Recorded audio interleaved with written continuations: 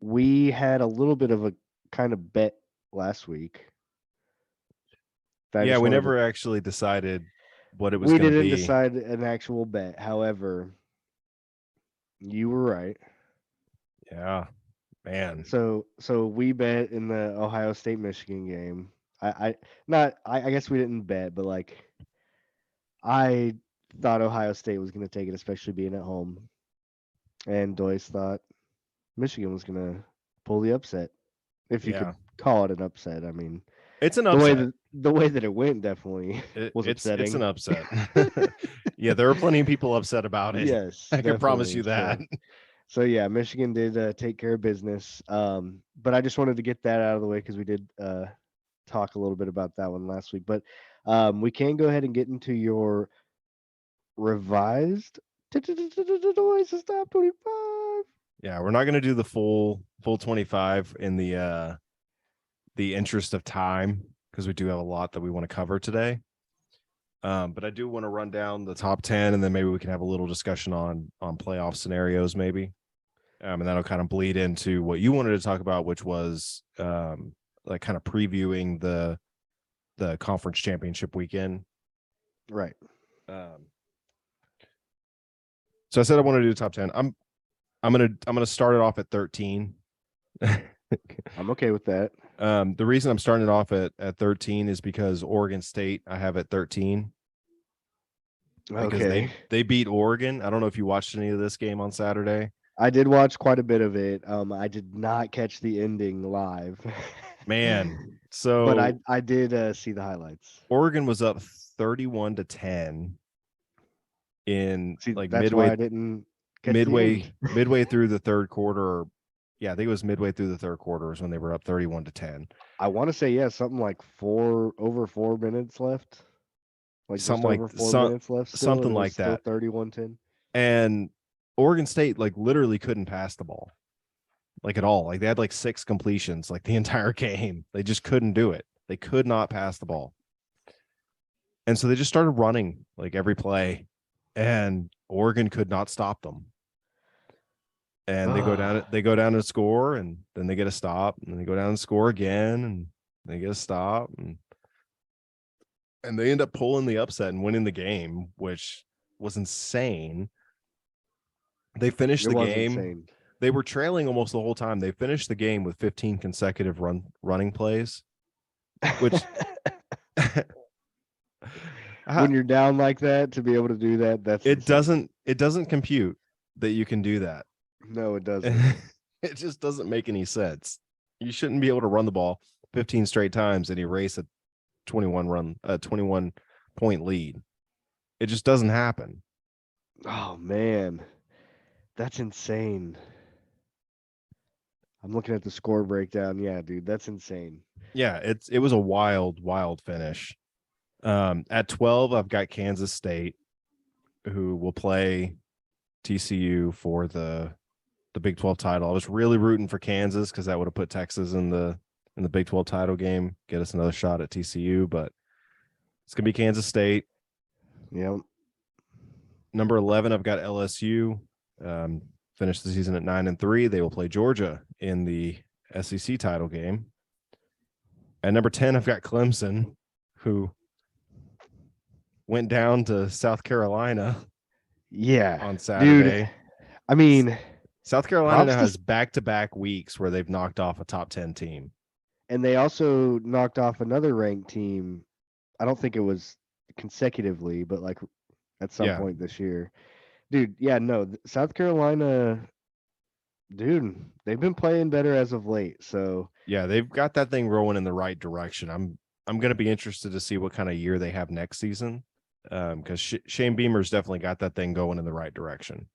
Right, and I believe Rattler should be going back, right? Yeah, he hasn't done enough to go to the NFL yet, so he's probably going to have one more year of college.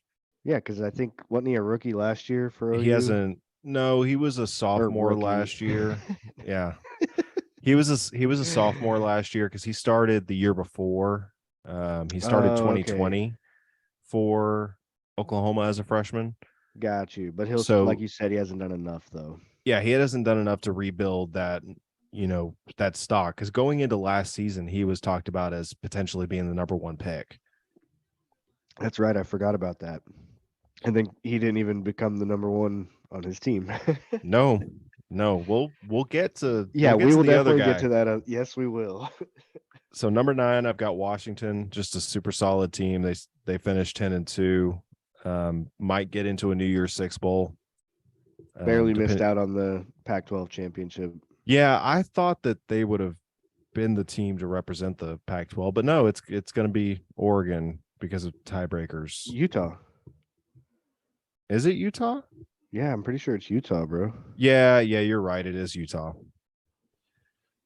Yep, Yeah. Utah USC Friday. All of the different scenarios with the Pac-12 title game, just like It became confusing. it fries my brain, and my brain's still a little scrambled from everything, That I is still guess. kind of weird though. So like Washington's 10-2 and Utah's 9-3, but they Yeah, took but Utah. Utah, one of Utah's losses is out of conference. Oh, okay. Um, Gotcha. yeah, so Regardless, that's going to be a good one. yeah, that'll be fun. It's a rematch, Utah and USC, which we'll get to USC here in a second. Number 8, I've got Penn State. I've been high on them all season, and even their only 2 losses were against Ohio State and Michigan. I know, right? Like, sucks that you So have to play both of them. yeah, being Penn State is tough because you're in the same division, not just conference, but division with Ohio State and Michigan. That's Well, I tough. mean, all three of them really. It's tough for all three of them. Yeah, which When the Penn Big State's good. Ten, I don't know if it's starting next year or the year after. They're going to be doing away with divisions. I think whenever USC and UCLA come in, they're doing away with divisions, so don't have to worry about that anymore. Alabama's number 7. I've got Tennessee at 6. I have Tennessee at 6 because they beat Alabama. I'm not putting Alabama above Tennessee because Tennessee beat them. I'm right there with you. They have the same record. Yep. I know the committee's going to have Alabama ahead, probably by a couple of spots, but that's dumb. they have the head-to-head.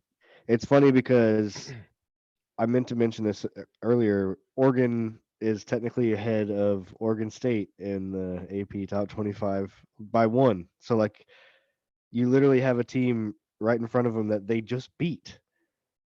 That doesn't make any sense. They literally just beat them. So it's right. literally fresh. Like, and they have the same record. Yeah. It doesn't. It's nonsensical. Some of these things. That is pretty nonsensical. I've got Ohio State at 5. I feel like you can't really drop them any below 5 because they're 11-1. Everybody below them has 2 losses, and their one loss was against Michigan, who is unquestionably really top 2. 1/2. They lost a half, really. Yeah, and they could have been way more ahead of Michigan at halftime than they were. Michigan was only in the game because they had 3 like 70-yard plays. Right. And then top 4, I've got USC at 4. TCU at 3, Michigan 2, and Georgia 1, which I think is going to be everybody's top 4 in that order, probably. Yeah, some people might have Michigan ahead of Georgia just because of the Ohio State win, but I don't, because Michigan really only has 2 good wins. They've got Ohio State and they've got Penn State.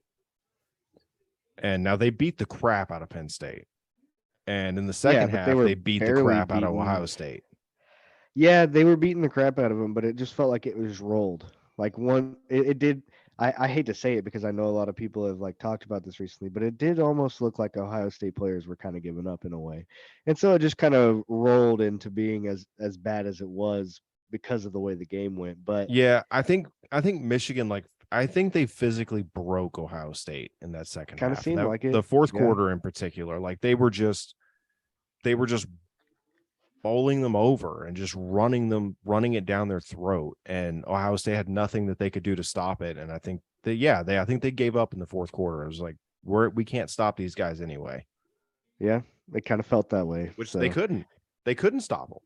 Right. They didn't stop them the whole second half. Like Michigan they got the ball rolling on that running game, and Donovan Edwards and I can't think of the other guy's name. Just, I mean, just ran right through them, and they could not stop them. They couldn't stop him at all, and that's really what ended up being the demise. But I mean, But outside of the that second half of that fourth quarter, that game was everything that I would have wanted it to be. yeah, no, it was a great game until towards the end. Yeah, it got out of hand late, but it was a great game, and that's why I mean, yeah, it was a huge game, and Michigan was able to go into the horseshoe and pull it out. But you can't dethrone Georgia until they lose.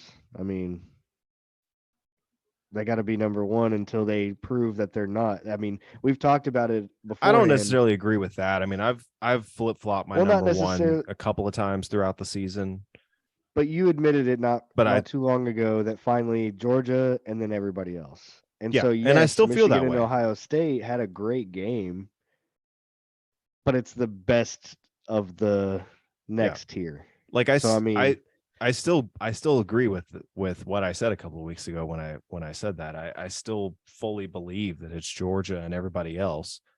Um, I I do think that now Michigan could beat Georgia or at least play with Georgia, they definitely with a healthy Blake Corum and a JJ McCarthy playing like he played on Saturday.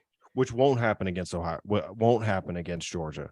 Exactly. So I Like don't I don't know why Ohio State was zero blitzing in that game and weird. playing single coverage on Michigan's receivers in that first half in particular.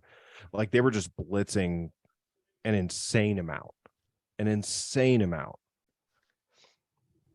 And the Michigan saw that and was like, okay, well, receivers just run deep and I'll throw it up and we'll see what happens. And what happened was 70-yard touchdowns.